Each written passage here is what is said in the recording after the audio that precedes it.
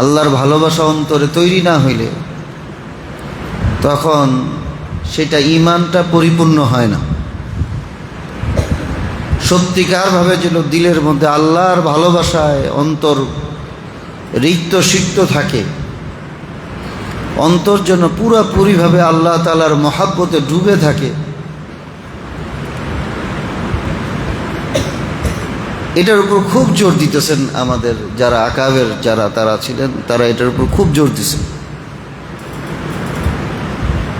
মৃত্যু পর্যন্ত আমাদের কাজ করতে হবে, একটা বিষয় ছাড় দেওয়া যাবে না, সেটা হলো আল্লাহ রাব্বুল আলামিনের মহাব্বত, আল্লাহর প্রতি ভালোবাসা, অগাধ ভালোবাসা থাকতে হবে। সাহাবায়ে কেরাম রিদওয়ানুল্লাহ তাআলা আলাইহিম আজমাইন, তারা আল্লাহর প্রতি, আল্লাহ রাসূলের প্রতি খুব খুব ভালোবাসা ছিল। কোরআনে কারীমের মধ্যে আল্লাহ রাব্বুল আলামিন ইরশাদ করছেন, কুল ইন কানা আবাউকুম ওয়া আবনাউকুম ওয়া ইখওয়ানুকুম ওয়া আজওয়াজুকুম, নাম ধরে ধরে একটা একটা, তোমাদের সন্তান, তোমাদের ভাই, তোমাদের স্ত্রী, তোমাদের বসত বাড়ি, তোমাদের ব্যবসা বাণিজ্য, নাম ধইরা ধইরা বলছে, তোমাদের পিতৃপুরুষ, বাবা দাদা, এদের যত যা আছে সব কিছুর চাইতেও বেশি ভালোবাসতে হবে কাকে? আল্লাহ। কুল ইন কানা আবাউকুম ওয়া আবনাউকুম ওয়া ইখওয়ানুকুম ওয়া আজওয়াজুকুম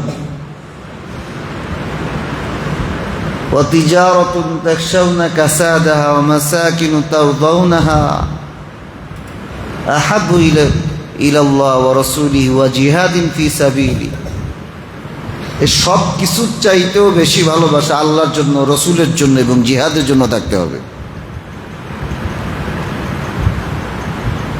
এরপরে আয়াতের শেষে যে কথা বলছে আরেক কঠিন ইঙ্গিত দিয়ে গেছে, ইন্নাল্লাহা লা ইয়াহদিল কওমাল ফাসিকিন। এই মহব্বতের কমতি, এটা এমন ভাবে মানুষের ক্ষতি করে। লা ইয়াহদিল কওমাল ফাসিকিন, এই আয়াতের শেষে এখানে ইঙ্গিত আছে, এখানে হেদায়েত পর্যন্ত বন্ধ হয়ে যায়। আমরা জানি আল্লাহ রাব্বুল আলামিন আদম আলাইহিস সালাতু ওয়াস সালামকে বানাইছেন, সিজদা করতে বলছেন, সবাই সিজদা করছে, করে নাই শুধু ইবলিস। বুজুর্গানে দ্বীন ব্যাখ্যা করেন, উলামা ইকরাম ব্যাখ্যা করেন, তার ভিতরে কিসের অভাব ছিল? ইবাদত তো নাকি করতো না, খুব ইবাদত বন্দেগী করতো, কিসের অভাব ছিল? আল্লাহ তাআলার মহব্বতের অভাব ছিল। আল্লাহ তাআলার প্রতি তার দিল, তার কথা মানার মহব্বত, এইটা ছিল না ইবলিসের। ইবাদত ছিল কিন্তু হুব্বুন, ভালোবাসা ছিল না আল্লাহর প্রতি। এই ভালোবাসার ঘাটতির কারণে আল্লাহর হুকুম মানতে তার সমস্যা হয়েছে। অবাধ্যচারিতা তো আছেই, আইনাত আছেই, এগুলো আসে কখন? যখন মহব্বতের ঘাটতি থাকে। মহব্বত থাকলে তা, যার প্রতি যার মহব্বত হয়, যেটা তার স্বাভাবিকভাবে করার কথা না, সেটাও সে করে। আমরা অনেক সময় অনেক জায়গায় কথা বলি, লাইলি মজনুর উদাহরণটাই না নিয়ে আসে, যদিও কোরআন হাদিস না, উদাহরণ বলার জন্য বলে। মানুষ মানুষের প্রতি মহব্বত কি পরিমাণ হইলে, রুলস থাকে নাকি? রুলস কি, নিয়ম কি, নিয়ম কি, উসুল কি? কোনো উসুল নেই,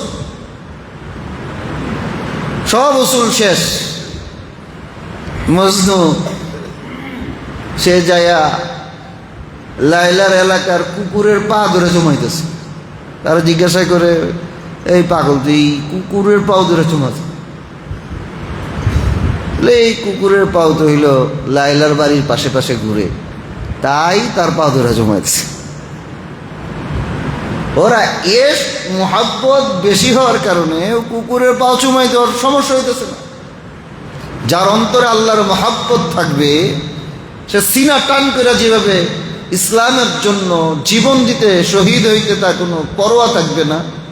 আল্লাহর মহব্বত গভীরভাবে থাকলে যত বড় কঠিন মুজাহাদা হোক, যত বড় কষ্ট হোক, গুনাহ ছাড়তে তার কষ্ট হবে না, সে দিনের পথে চলতে তার কষ্ট হবে না, আল্লাহর পথে চলতে তার কষ্ট হবে না। আমাদের যারা আকাবের তারা বেশি কাজ করছেন এই জায়গাটার মধ্যে, যেন আল্লাহর মহব্বত অন্তরের মধ্যে পয়দা হয়ে যায়। উহিব্বুস সালিহিনা ওয়া লাস্তু মিনহুম লাআল্লাল্লাহা ইয়ারযুকুনি সুলাহা। নেককারদের মহব্বত, আমি নেক না হইতে পারি, কিন্তু যারা নেককার তাদের সাথে আমার সম্পর্ক করে, তাদের সাথে মহব্বত তৈরি করা, যাতে করে আল্লাহর মহব্বত আমার অন্তরের মধ্যে চলে আসে। রাসূলুল্লাহ সাল্লাল্লাহু আলাইহি সাল্লাম দোয়া করছেন, আল্লাহুম্মা ইন্নী আসআলুকা হুব্বাক। আল্লাহ, আমি তোমার কাছে তোমার ভালোবাসা চাই। বলি সুবহানাল্লাহ। আমরা তো এটা চাওয়ার মধ্যে রাখি না।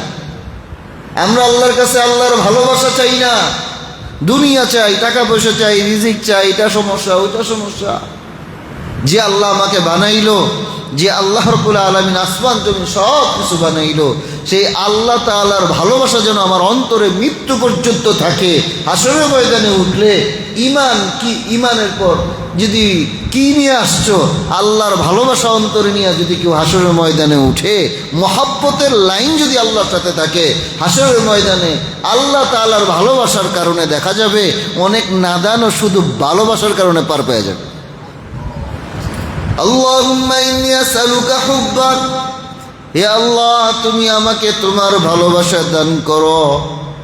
ওয়া হুব্বা মান ইউহিব্বুক। আল্লাহ, তুমি যাদেরকে ভালোবাসো তাদের প্রতিও আমার ভালোবাসা দান করো। যারা আল্লাহওয়ালা, যাদেরকে তুমি ভালোবাসো, ওই ভালো মানুষগুলার প্রতিও আমার অন্তরে ভালোবাসা তৈরি করে দাও। তোমার ভালোবাসা দাও।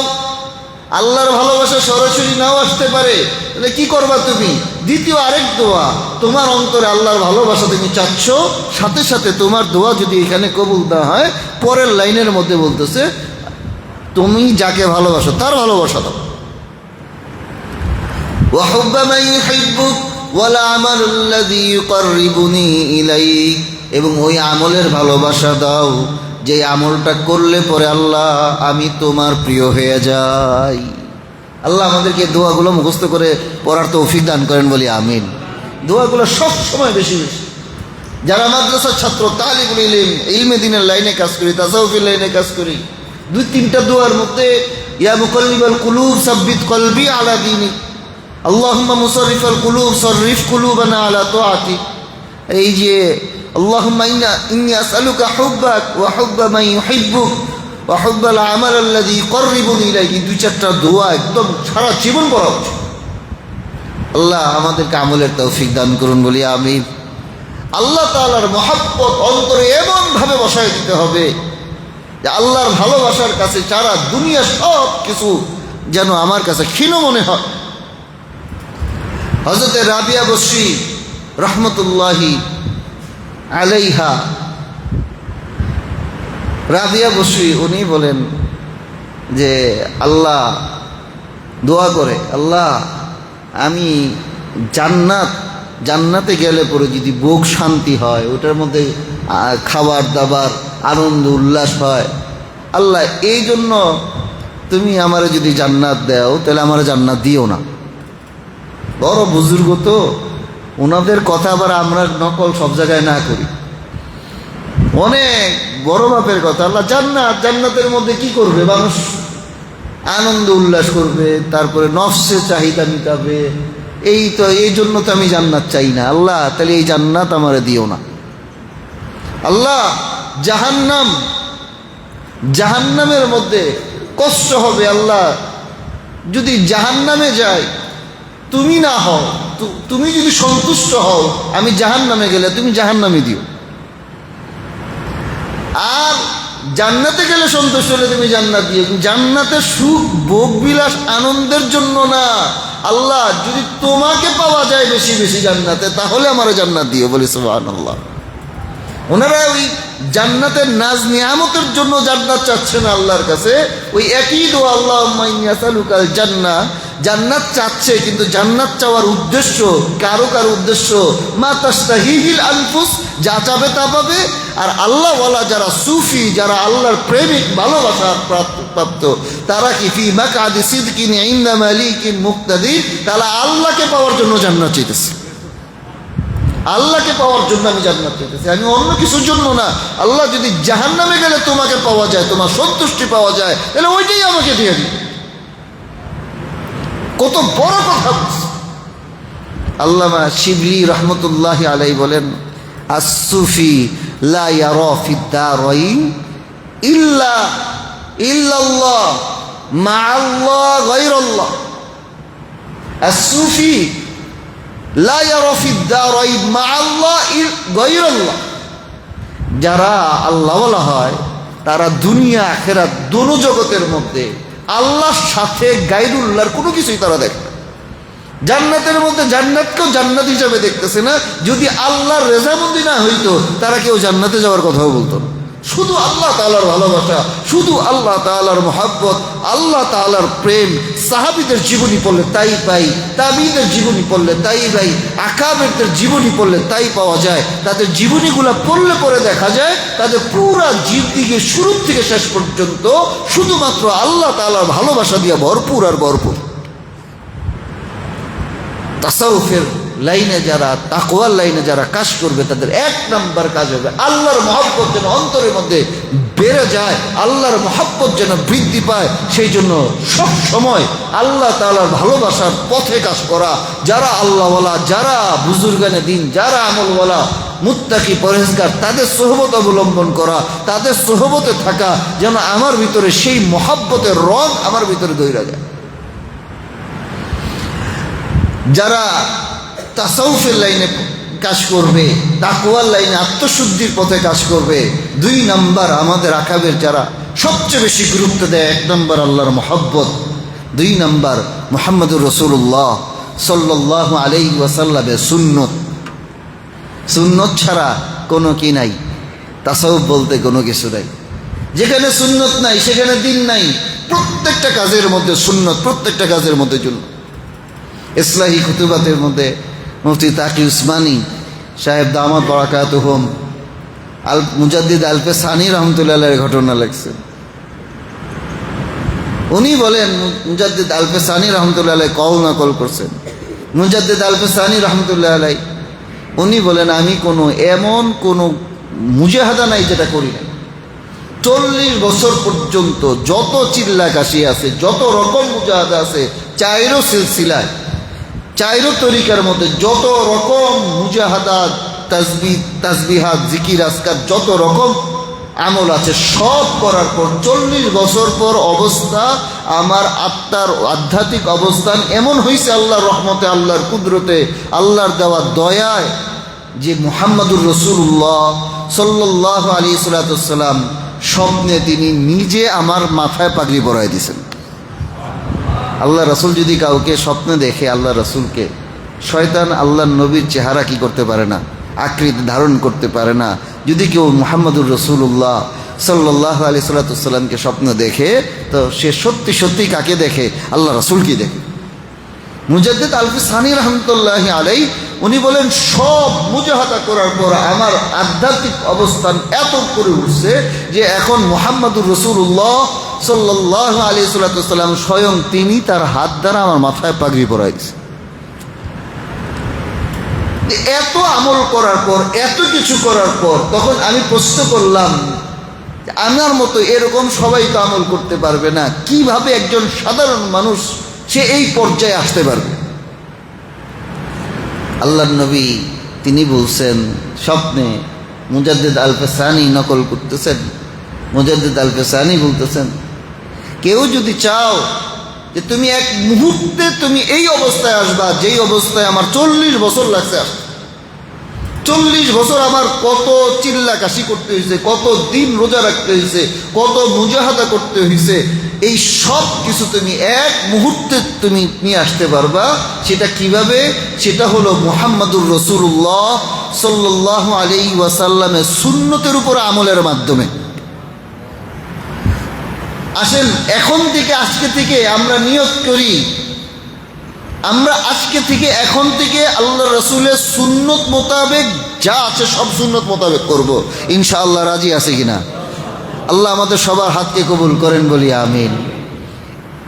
এক মুহূর্তে 40 বছর ইবাদত করার পর যে জায়গায় মুজাদ্দিদ আল ফেসানি বলেন আমার মর্যাদা বা আল্লাহ তাআলা আমাকে যে তারাক্কি দান করছেন, যেই উন্নতি দান করছেন, সেটা তোমার এই এক নিয়তের কারণে আমার মাঝে আর তোমার মাঝে কোনো ব্যবধান নাই বলে সুবহানাল্লাহ।